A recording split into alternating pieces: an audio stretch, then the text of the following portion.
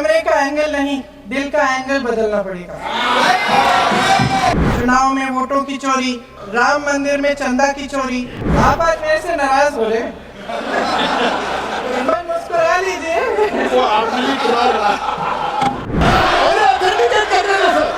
एक IT company के मालिक और एक गौमूत्र के विशेषज्ञ भी हैं।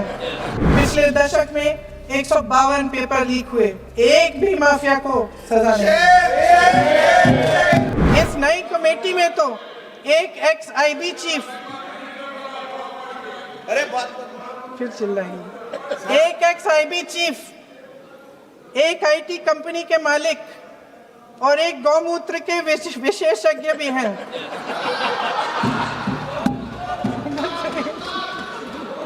तो सच है क्या? इन्हें शिक्षा के बारे में क्या पता जी? सच है।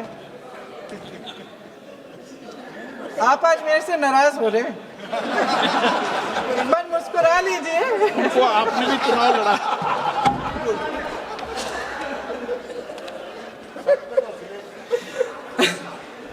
आप जेन जी का भरोसा वापस जीतना चाहते हैं तो नए नए एंगल से अपने फोन से नए नए वीडियो बनाने से नहीं होगा।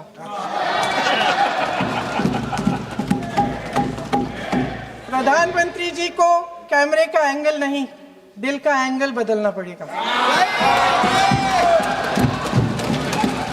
ये जेनरेशन जागरूक है, समझता है, झूठ पहचानने की उसकी अपार क्षमता है। इनका दिल और दिमाग जीतने के लिए आपको सच्चाई पर उतरना पड़ेगा। परसों शिक्षा मंत्री जी ने शर्मनाक परिस्थितियों में अपना इस्तीफा दिया और कल यहीं मकर द्वार पर मेरे सत्ता पक्ष के सांसदों ने जिंदाबाद के नारे चिल्लाते हुए उनका संसद में ऐसे स्वागत किया जैसे मानो कोई सुपरस्टार पहुंच गए हैं। प्रधानमंत्री महोदय जी ने नया शिक्षा मंत्री चुना, एक ऐसे व्यक्ति को इस पद पर आसीन किया जिसने एक गर्भवती महिला के बलात्कारियों की रिहाई पर अपनी सहमति व्यक्त की, खुशी जताई। देश की करोड़ों लड़कियों को प्रधानमंत्री जी ने क्या संदेश दिया? सर, अखबारों में है, अखबार में नहीं। मेरा उनके पार्टी के वो सीनियर लीडर है, वो पहली बार चुन के आए हैं, मगर उनके पार्टी में सीनियर है। जिम्मेदारी के साथ बोलना चाहिए। अगर पूरा ऑथेंटिकेट नहीं कर सकते हैं, जो प्रहलाद जोशी जी ने बिल्किस बानो के बलात्कारियों की रिहाई पर जो बयान दिए, उसका प्रमाण मैं आपको दे दूंगी, मैं भेज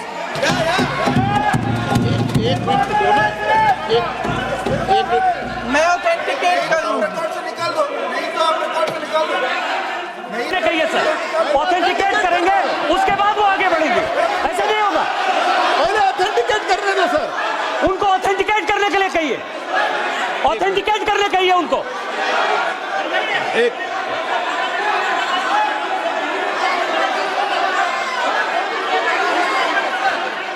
जी के बारे में जो बात कहा है मैंने सर, मैं उस पर कायम हूं और मैं किताब जो है ऑथेंटिकेट करने के लिए तैयार हूं।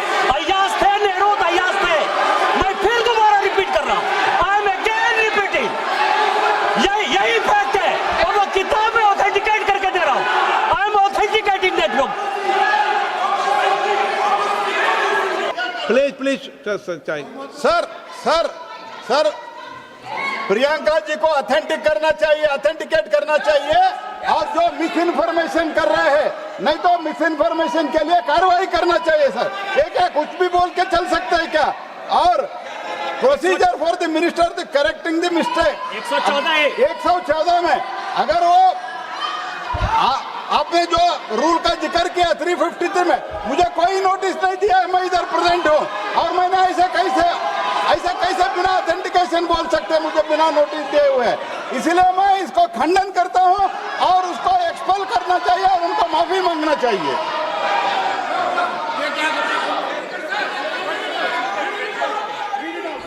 आदरणीय प्रधानमंत्री महोदय जी और आदरणीय गृह मंत्री महोदय जी से पूछना चाहती हूँ कि क्या जरूरत थी एक मासूम बच्ची पर इस तरह दमन करने की? क्या जरूरत थी उन छात्रों पर आंसू गैस चलवाने की, उन पर लाठियां बरसाने की, उन पर वाटर कैनन्स चलवाने की? क्या जरूरत थी उन नौजवान लड़कियों को जलील करते हुए उनके कपड़े फाड़ने की, उनको बेरहमी से गंदी तरह पिटवाने की? देश के युवाओं पर पैलेट गन्स और AK-47 चलवाने की क्या आवश्यकता थी? क्या वे आतंकवादी थे? क्या आतंकवादी हैं? टेररिस्ट हैं? हाँ, कांग्रेस बोल रही है। हाँ, कांग्रेस बोल रही है। जवाब दीजिए, जवाब दीजिए। कांग्रेस बोल रही है, जवाब मांग रही है, जवाब दीजिए।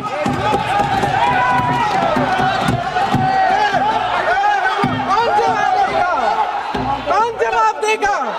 गृह मंत्री जी जवाब देंगे। किसने ऑर्डर दिया?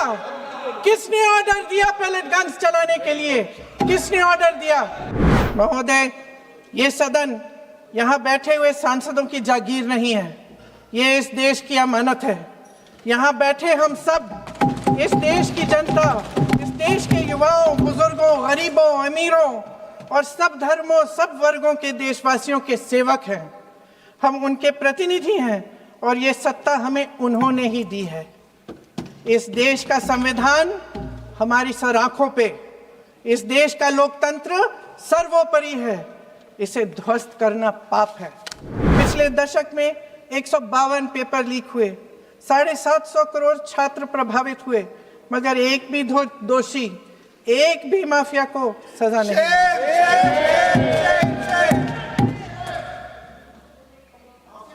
हमारे एजुकेशन में आरएसएस के प्रचारकों को भर भर कर उसे खोखला बना दिया है। जबरदस्ती एनटीए बनवाकर सिस्टम का केंद्रीकरण करके उसे और भी उलझा दिया।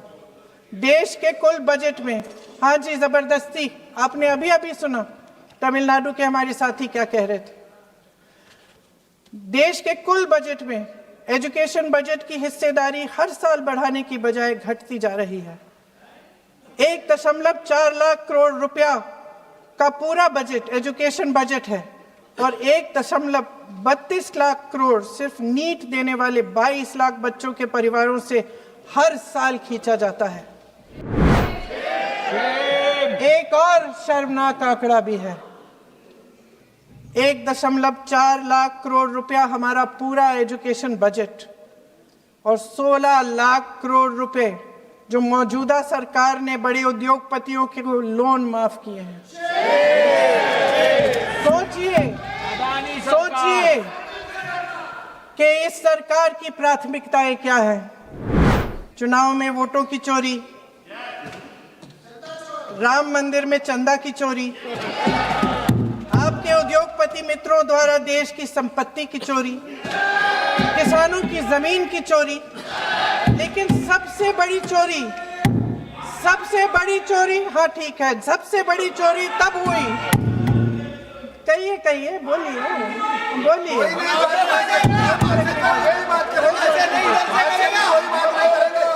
सुन लीजिए, शांति से सुन लीजिए, शांति से सुन लीजिए। आपको मौका मिलेगा, आप जितनी भी चोरियों की बात करना चाहते हैं आप कर लीजिए, अभी मेरा समय है। सबसे बड़ी चोरी तब हुई जब देश के नौजवानों के भविष्य, उनके सपने चुराए गए।